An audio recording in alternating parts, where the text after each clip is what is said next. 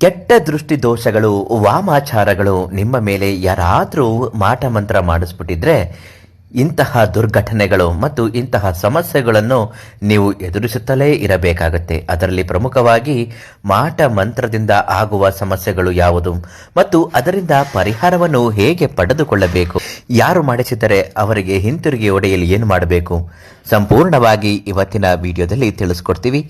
ನೀವೇನಾದರೂ ನಮ್ಮ ಮಾಡದೆ ವಿಡಿಯೋಗಳನ್ನ ನೋಡ್ತಾ ಇದ್ರೆ ದಯವಿಟ್ಟು ಸಬ್ಸ್ಕ್ರೈಬ್ ಮಾಡಿ ಹಾಗೂ ನಿಮ್ಮ ಸಮಸ್ಯೆಗಳು ಏನೇ ಇದ್ದರೂ ಶೀಘ್ರ ಮತ್ತು ಶಾಶ್ವತ ಪರಿಹಾರಕ್ಕಾಗಿ ಪಂಡಿತ್ ಶ್ರೀ ಗುರುಗಳಿಗೆ ಒಂದು ಕರೆ ಮಾಡಿ. ಪ್ರತಿಯೊಂದು ಸಮಸ್ಯೆಗೂ ಪರಿಹಾರವನ್ನು ಕೊಟ್ಟೇ ಕೊಡ್ತಾರೆ.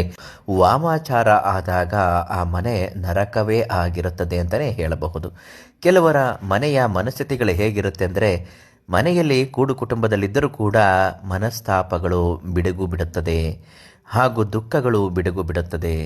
ಒಟ್ಟಿಗೆ ಇದ್ದರೂ ಕೂಡ ಜಗಳ ಕದನಗಳು ಆಗುತ್ತಲೇ ಇರುತ್ತದೆ. ದಾಂಪತ್ಯ ಚೆನ್ನಾಗಿ ನಡೆಯುತ್ತಿದ್ದಾಗ ಇದ್ದಕ್ಕಿದ್ದ ಹಾಗೆ ವಾಮಾಚಾರ ಪ್ರಕ್ರಿಯೆಗಳು ಆದಾಗ ಗಂಡ ಹೆಂಡತಿ ನಡುವೆ ವೈಮನಸ್ಯಗಳು ಬರುವುದು, ಚೆನ್ನಾಗಿ ಓದುತ್ತಿದ್ದ ವಿದ್ಯಾರ್ಥಿನಿಯರಿಗೆ ಪಾಠ ತಲೆಗೆ ಹತ್ತದೆ ಅವಿದ್ಯಾವಂತರಾಗುವ ಸ್ಥಿತಿಗೆ ಹೊರಟು ಹೋಗುವುದು, ಚೆನ್ನಾಗಿ ನಡೆಯುತ್ತಿದ್ದ ವ್ಯಾಪಾರದಲ್ಲಿ ಕುಸಿತಗಳು ಕಾಣುವುದು, ಮನೆಯಲ್ಲಿ ಇದ್ದಕ್ಕಿದ್ದ ಹಾಗೆ ಅಶಾಂತಿಗಳು, ಕಲಹಗಳು, ಯಾವಾಗಲೂ ಮಂಕುತನ, ಜಡತ್ವಗಳು ಇವೆಲ್ಲವೂ ಕೂಡ ವಾಮಾಚಾರದ ಸಂಕೇತವೇ ಆಗಿರುತ್ತದೆ.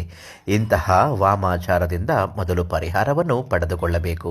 ಪರಿಹಾರದ ಕ್ರಮಗಳನ್ನು ನೋಡುವುದಾದರೆ, ಒಂದು ಮಣ್ಣಿನ ತಟ್ಟೆ ಅಥವಾ ಮಣ್ಣಿನ ಬಟ್ಟಲನ್ನು ತೆಗೆದುಕೊಂಡು ಬರಬೇಕು. ಒಂದು ಮುಷ್ಟಿ ಬಿಳಿ ಸಾಸುವೆಯನ್ನು ಅದಕ್ಕೆ ಹಾಕಬೇಕು. ಅದರ ಜೊತೆಗೆ ಒಂದು ಮುಷ್ಟಿ ಭತ್ತವನ್ನು ಹಾಕಬೇಕು. ಇದೆಲ್ಲವೂ ಆದ ಮೇಲೆ 3 ಪಚ್ಚೆ ಕರ್ಪೂರದ ಪುಡಿಗಳನ್ನು ಹಾಕಬೇಕು. ಎಲ್ಲವನ್ನು ಒಟ್ಟಿಗೆ ಸೇರಿಸಿ ಮನೆಯಲ್ಲಿರತಕ್ಕಂತಹ ಕರಿಮೆಣಸು ಕಾಳುಗಳನ್ನು 3 ಕಾಳು ಹಾಕಬೇಕು. ಈ ಪಚ್ಚೆ ಕರ್ಪೂರವನ್ನು ಅಗ್ನಿಯಿಂದ ದಹಿಸಬೇಕು. ನಮ್ಮ ಮೇಲೆ ವಾಮಾಚಾರಗಳು ಆಗಿದ್ದರೆ ಕಳೆದು ಹೋಗಲಿ, ಯಾರು ಮಾಡಿಸಿರುತ್ತಾರೋ ಅವರಿಗೆ ಮತ್ತೆ ಹಿಂತಿರುಗಿ ಹೊಡೆಯುವಂತೆ ಆಗಲಿ, ಪಟ್ ಸ್ವಾಹ ಅಂತ ಹೇಳಬೇಕು. ಮತ್ತು ಅಲ್ಲಿ ಬರುವಂತಹ ಹೊಗೆಯನ್ನು ಮನೆಯ ಮೂಲೆ ಮೂಲೆ ದಿಕ್ಕಿಗೂ ಪಸರಿಸುವ ಹಾಗೆ ಮಾಡಬೇಕು. ಈ ರೀತಿ ಮಾಡಿ ನೋಡಿ, ನಿಮ್ಮ ಮನೆಗೆ ಅಂಟಿರುವಂತಹ ಗಾಳಿ ಗ್ರಹಚಾರ ದೋಷಗಳು, ಮಾಟ ಮಂತ್ರಗಳು ಎಲ್ಲವೂ ಗೌಣವಾಗುತ್ತದೆ. ಈ ಬೂದಿಯನ್ನು 3 ಕೂಡುವ ರಸ್ತೆಗೆ ಚೆಲ್ಲಿ ಬರಬೇಕು. ಒಂದು ವೇಳೆ ಇಂತಹ ಸಮಸ್ಯೆಗಳು ಇದ್ದಾಗ ಶ್ರೀಗಳಿಗೆ ಒಂದು ಕರೆ ಮಾಡಿ. ಪ್ರತಿಯೊಂದು ಸಮಸ್ಯೆಗೂ ಪರಿಹಾರ ಕೊಡುತ್ತಾರೆ. ಒಳ್ಳೆಯದಾಗಲಿ.